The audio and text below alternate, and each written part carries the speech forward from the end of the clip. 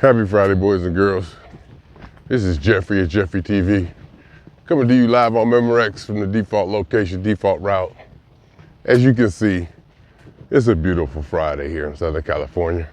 Last couple of days was gray and overcast. It even seemed like it should rain yesterday. It was that kind of cloudy and feel to the air. But being in Southern California, we knew it wasn't going to. It may have rained somewhere, but I knew it wasn't going to rain where I was at. I say happy Friday, and I mean happy Friday. I'm excited about today. It's not a thank God it's Friday. I had a good work week, a good solid work week. I'm in shape, which means that my body is functioning physically, mentally, and psychologically. It feels to where handling work is easy. A lot of times when work is hard, it's because I'm out of sync or off balance, or I'm dealing with something, either mentally, psychologically, or physically, which makes work difficult. I love my job. And the part that I used to tell myself that I like the least about my job, may be the very thing that keeps me engaged in it. And that's dealing with the customers, dealing with people calling. You know, adjusting my tone and personality and energy to better suit the caller. Not necessarily to match what the caller is coming at me with. Sometimes you need to counter that. There's a couple of times where I wouldn't say intimidated. I guess you probably use the word intimidated by the caller, just because of the personality of this caller.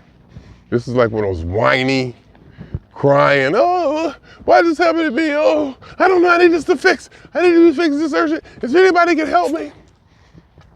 And I kind of exaggerated that, but that's the tone. And it gets to the point where you can't even talk or do anything because they're going on and on with that. I had an encounter with this particular user. She was my nemesis. She was the one call that I would see coming and regret it. A couple times, I took the ACD. I took the flow out, which was a hit on my performance, just not to take the call. But a few months ago, I went ahead and took the call. I said, I'm gonna handle this. So I took the call and I handled it.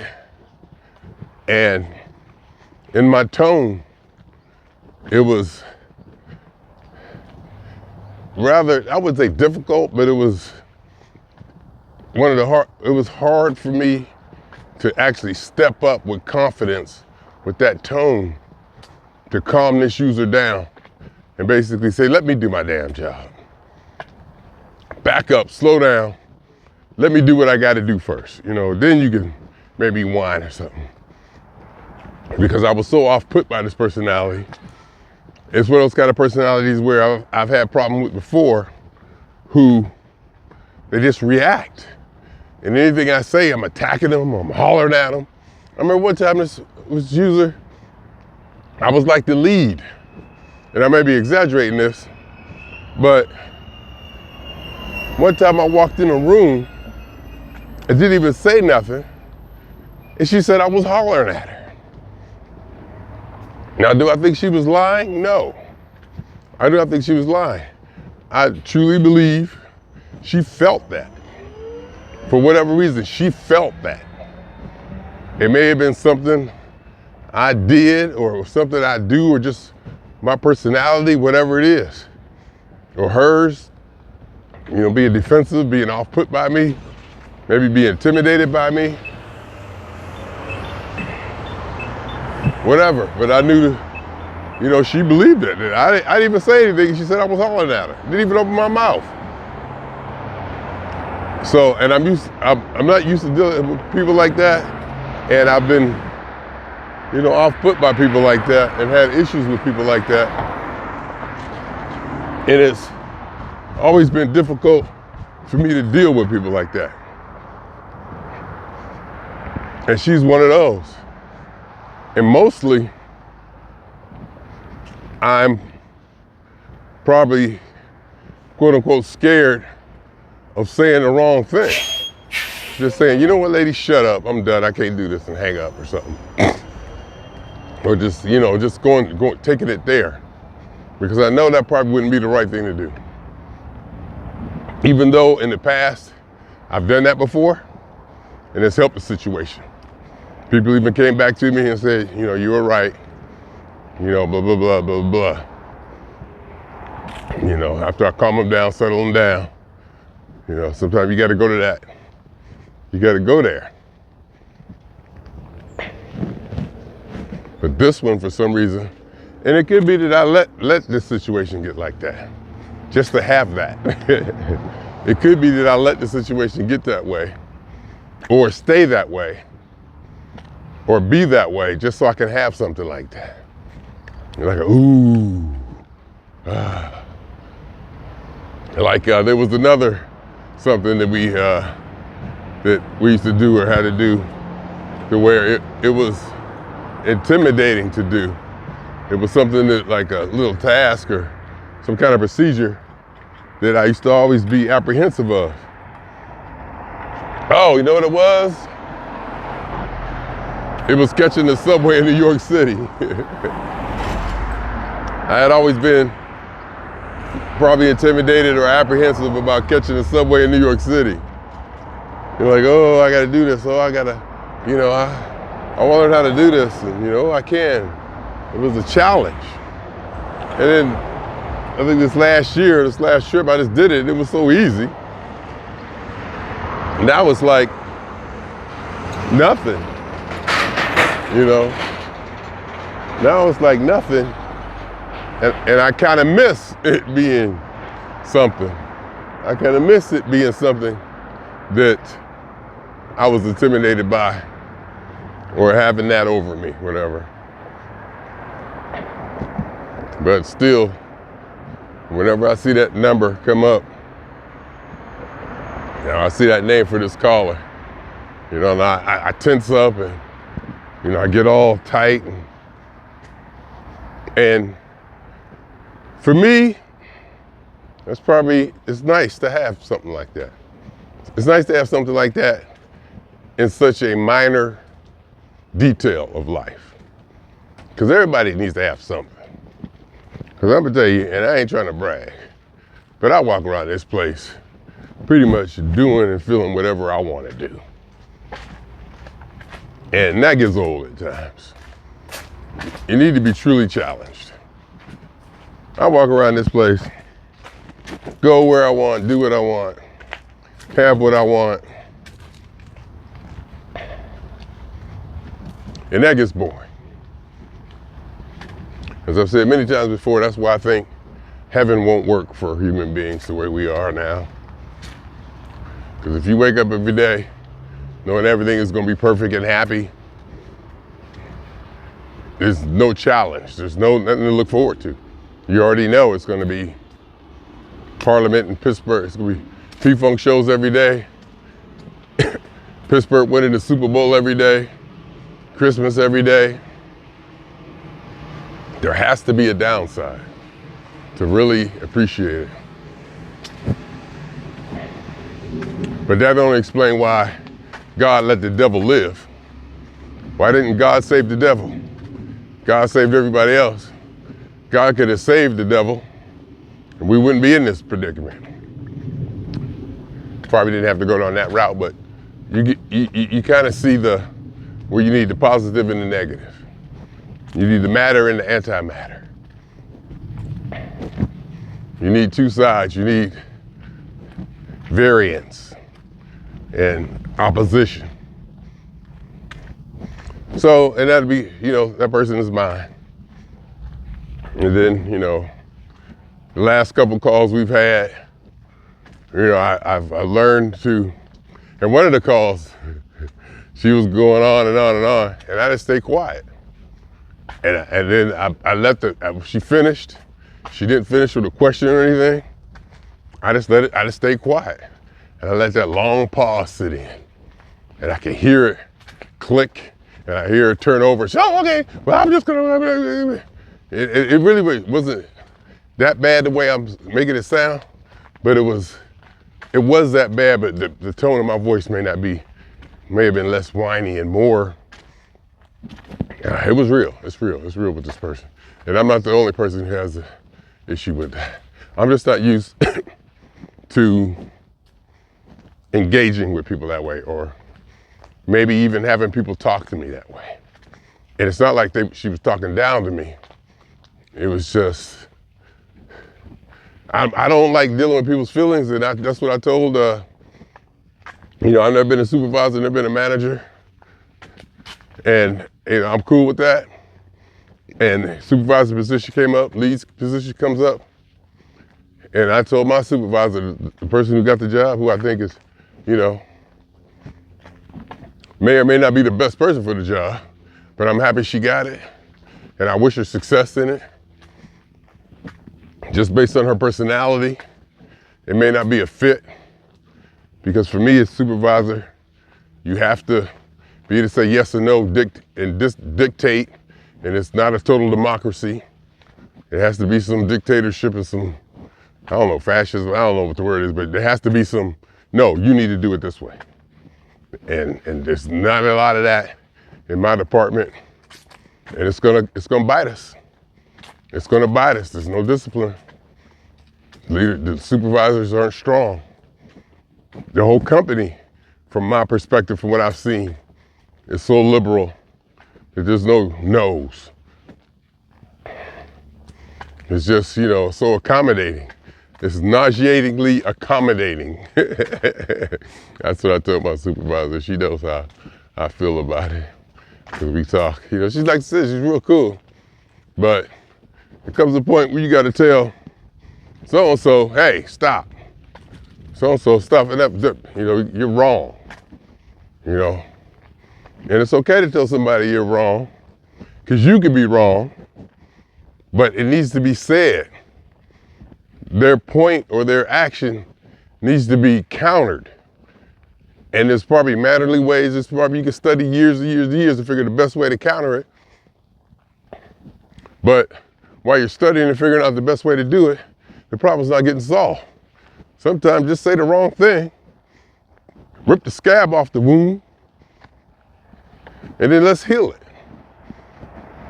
Instead of being so apprehensive about what you can say and not saying, this is California, you better watch out. Our HR department is strong.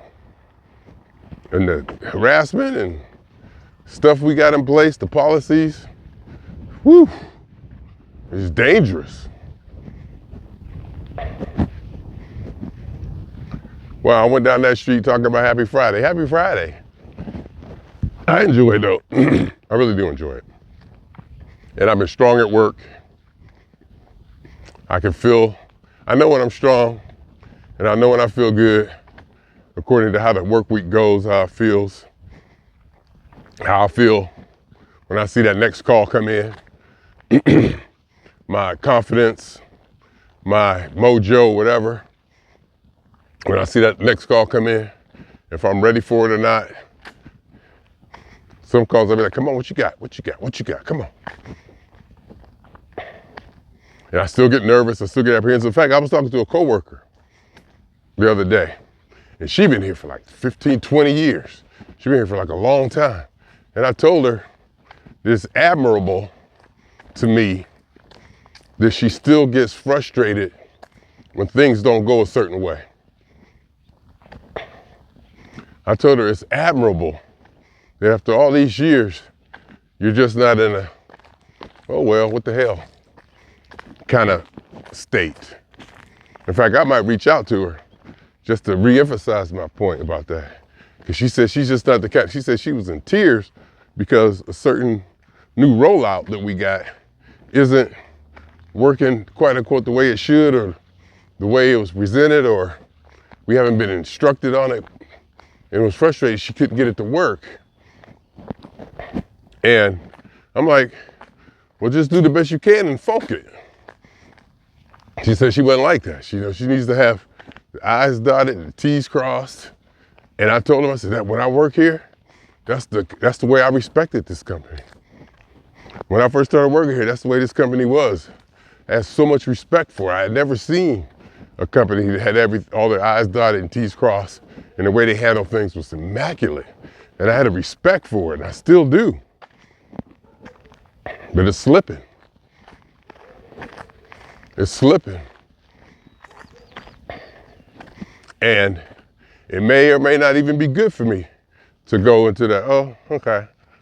Relax, do the best you can. Because it could even be leadership even knows that, things aren't quite in place the way they are. We are definitely in flux. We're definitely in a transition. There are definitely things still being worked out in the field.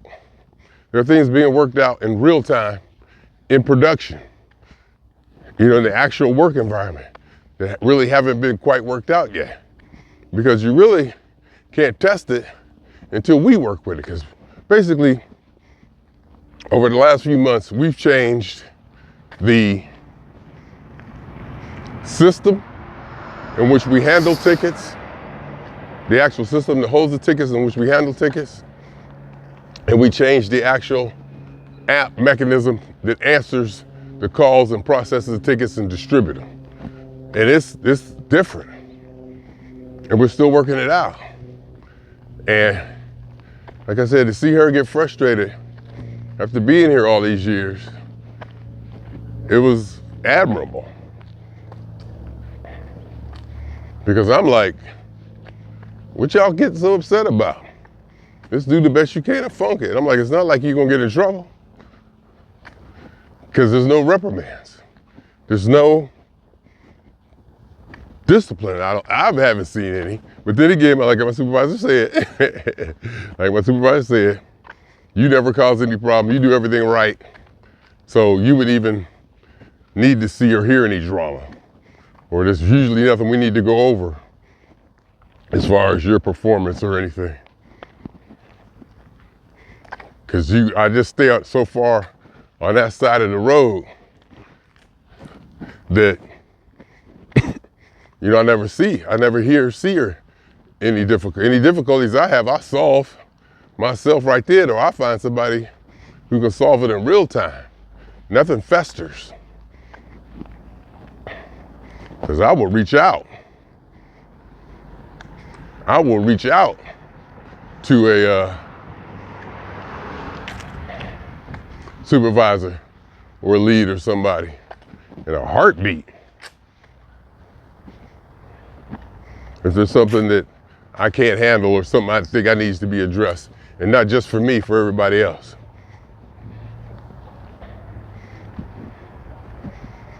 I do love my job, I love the position, I love the company, I love my coworkers. And I know how, quote unquote, blessed I am to have a job or a career, a job and a career like that. Not just a job, but a career. Since I got that first crystal radio,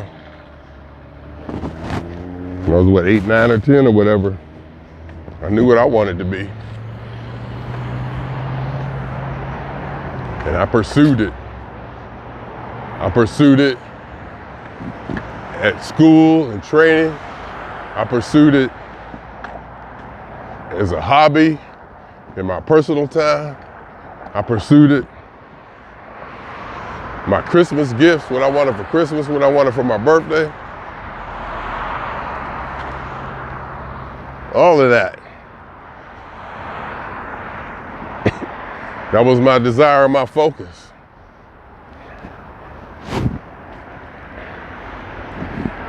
And I made it work for me. I turned it into a career.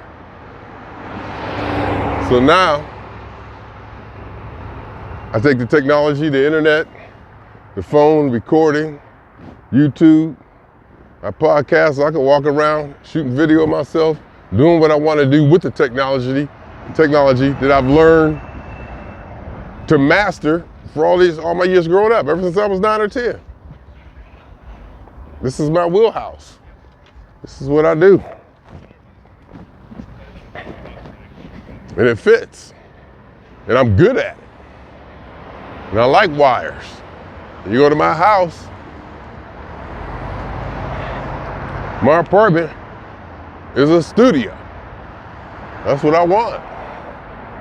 Computers, internet, microphones, webcams, audio interfaces, OBS Studio, software.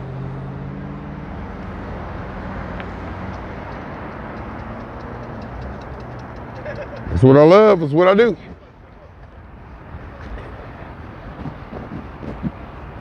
Okay, a lot of that was showing off for the little kid that came within earshot.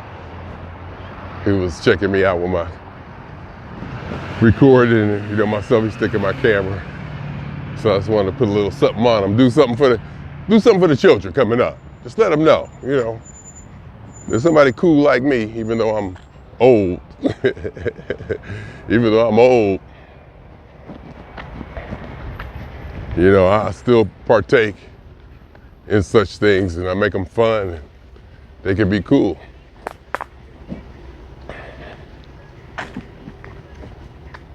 But what was a happy Friday? I woke up this morning, Mr. Scale said 213.6. If I lose my usual 2.8 pounds on this walk, I could be 210 something,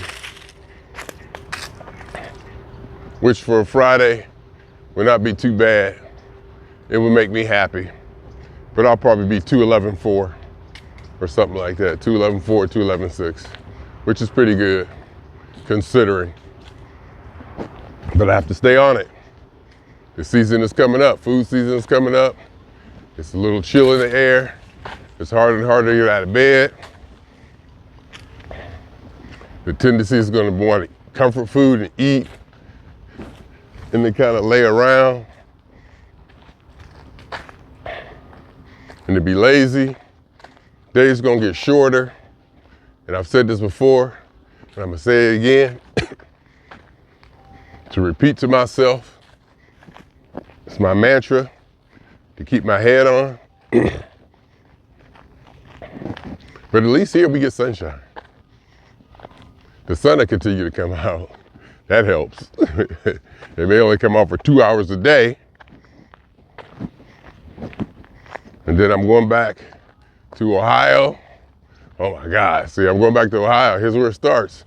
Going back to Ohio for 2 weeks over granddaughter's birthday and Thanksgiving. And I gotta watch it. I think last time I did okay. Last time I did fairly okay. And you see, the weather changes, so it's gonna be harder to get steps. Or it's gonna be colder. I might order another sauna suit. I might order an extra large sauna suit, oversized, so it'll be more comfortable for me to wear. Because I like to wear them over my clothes. When I walk, I gotta be warm. And I like to sweat, but it ain't necessary anymore. Because I've taught myself to realize that sweat weight loss is meaningless. It's nice to see. I love seeing that lower number, but it's pseudo. It's an anomaly.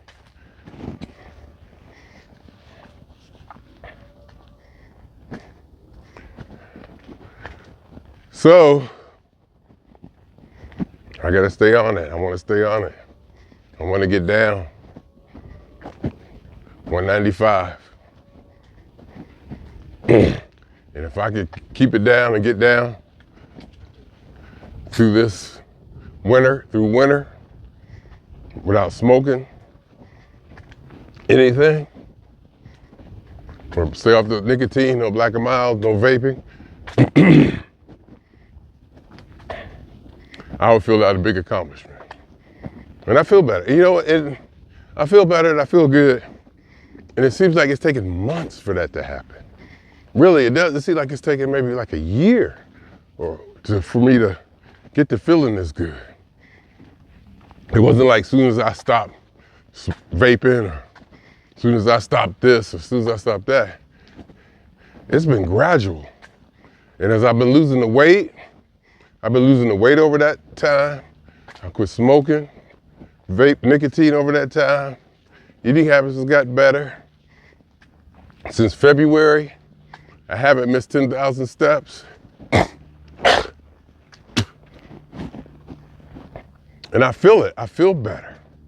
I feel stronger, more capable.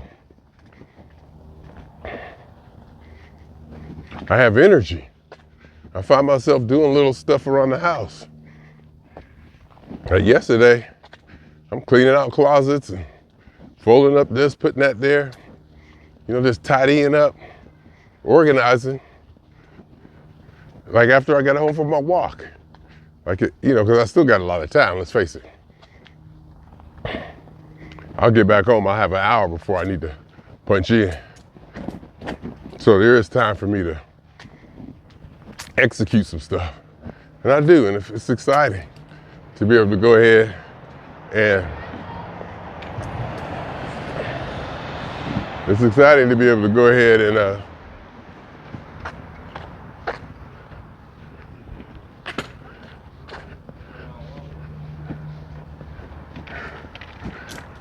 it's exciting to be able to go ahead and do some stuff in between, you know, while you're getting dressed or squeeze some little extra stuff. It feels good. It feels good to do like little chores, working on the empire, the inventory.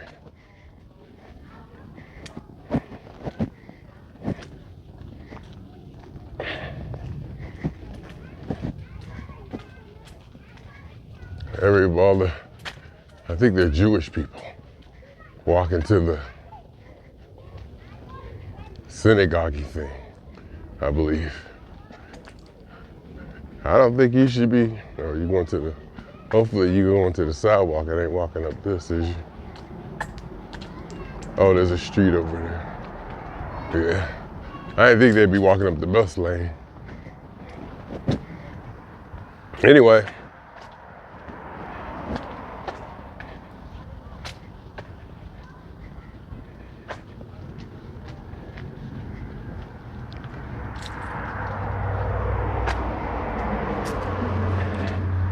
Feels good. California, 4 good weeks. Steelers in Pittsburgh. Groove Allegiance. Garrett Scheider in front of an all-star P-Funk band in DC. Come back to LA Maggots, put on a good show. Then the next weekend after that, I'm flying up to San Francisco. See the Brides of Funkenstein, front row, standing right there. Whew! Got to sing on the mic. Done. Miss Silva flashed the mic to me, and I was on there. Old MacDonald had a barn, E-I-E-I-O. And in that barn, he had a dance floor, E-I. And this time I sang, I can hear myself in the monitor. This time I was singing louder, I was projecting. I don't know what it sounded like, but I can actually hear myself this time. So I know it cut through. Might have been too loud or whatever, because I was singing. And it made me realize I'm not right up there in their faces. I might be over enthusiastic. I might be somewhat overly exuberant. I don't care. Because I'm going for it. It's what I do. I'm there to express how I feel. And I'm comfortable doing it. And I don't kind of care about who's around me. And I almost don't even care about the actual performers. It's the music. It's me and the music. So I know out there on the dance floor singing, sweat all over the dance floor. I think that was Boosie. I thought, yeah, I get it going. Because I grew up in church. I know how to worship. I've seen praise worship. I've seen people that I grew up and looked up to, my mother, my grandmother, elders, people who I was trained or raised to completely look up to, celebrate on beat, in rhythm.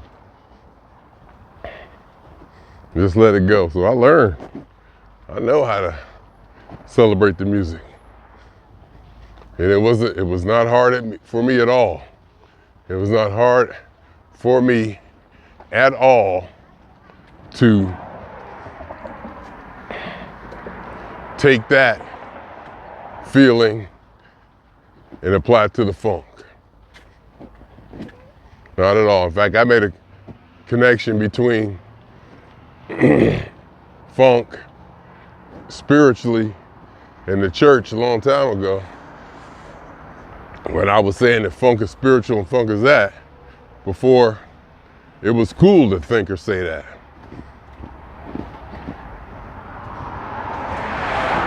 I was saying that before. A lot of people thought that was blasphemous. You can't, it's not the same. It's, no. And then I read Ricky Vincent's chapter 18, The Metaphysics of Funk, in his book. And I say that's exactly what I'm talking about right there. That was exactly what I was talking about.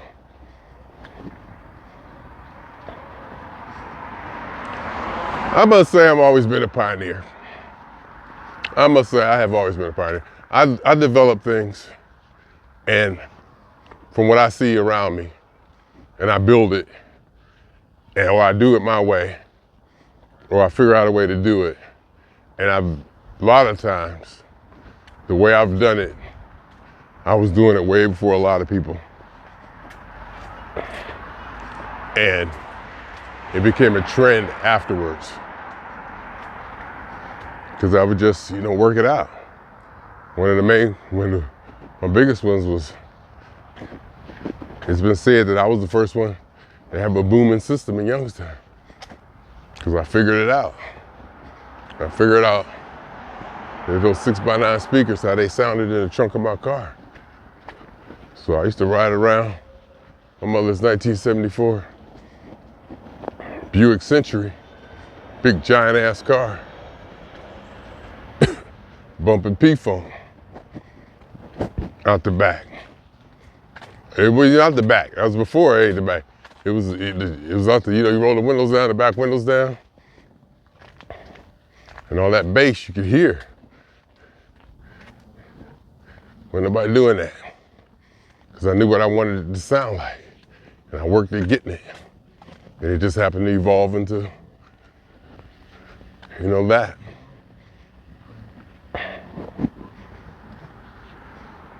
Atheism.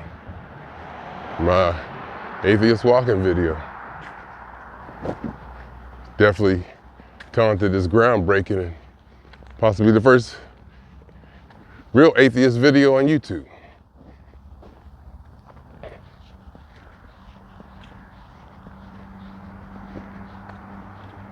So I've been rewarded for my independent thinking numerous times. I definitely keep a distance from the mainstream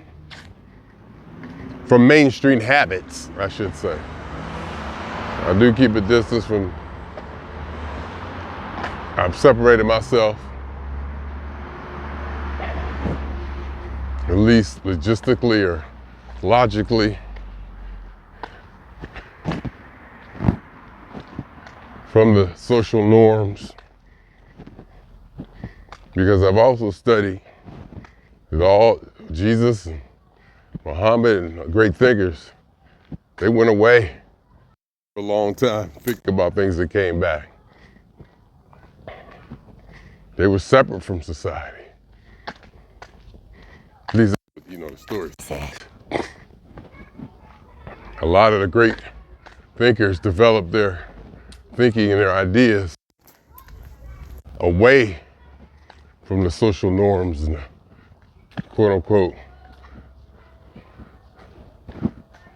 limitations or restrictions or container that society can put you in to conform, the conformity, the inherent conformity of being in a society with other people.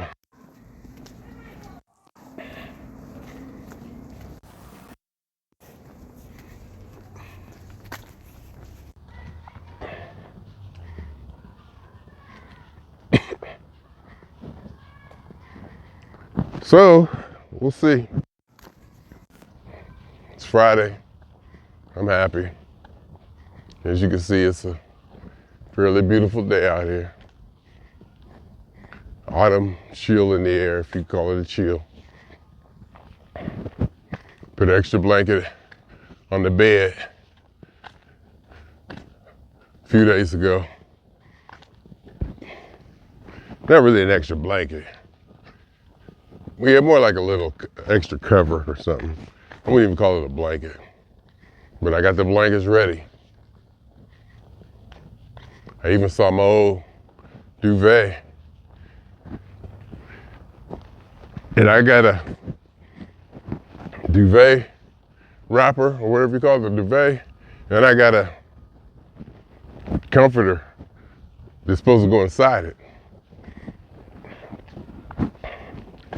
I never used for 2-3 years. It's white, so I ain't trying to get it all dirtied up. Anyway, swinging on y'all 2 times. Me, for the phone. And for every elementary particle that has ever existed in any atom, this, or in any universe that it was, is, or will be. The totality of it all. Theory of universe. Hypothesis of all as one. My name is Jeffery.